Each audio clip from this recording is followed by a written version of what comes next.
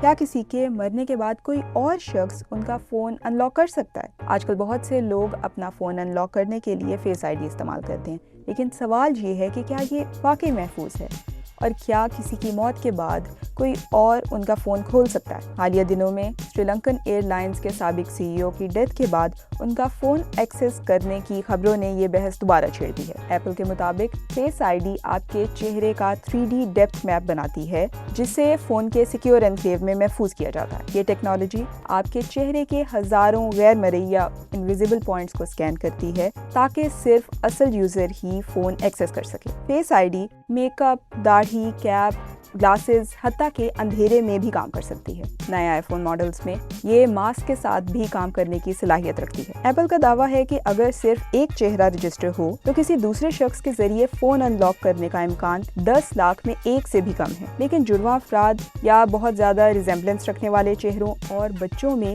یہ امکان بڑھ سکتا ہے۔ ماہرین کے مطابق فیس آئی ڈی صرف چہرہ نہیں پہچانتی بلکہ یہ بھی چیک کرتی ہے کہ صارف زندہ ہے اور فون کی طرف دیکھ رہا ہے۔ اس لیے مرنے کے بعد صرف چہرہ دکھا کر فون ان لاک کرنا آسان نہیں ہوتا، لیکن بعض کیسز میں عدالت کی اجازت اور ڈیجیٹل فورینسک ٹولز کے ذریعے فون سے ڈیٹا حاصل کیا جا سکتا ہے۔ 2016 میں ایف بی آئی نے سین برنارڈینو حملے کے ایک ملزم کا آئی فون ایپل کی مدد کے بغیر ان لاک کیا تھا، جس کے بعد پرائیویسی اور سیکیورٹی پر عالمی بحث شروع ہو گئی تھی۔ ایپل لیگیسی کانٹیکٹ نامی فیچر بھی دیتا ہے، جس کے ذریعے صارف اپنی وفات کے بعد کسی قابل اعتماد شخص کو اپنے اکاؤنٹ تک رسائی دے سکتا ہے۔ آپ کیا سوچتے ہیں؟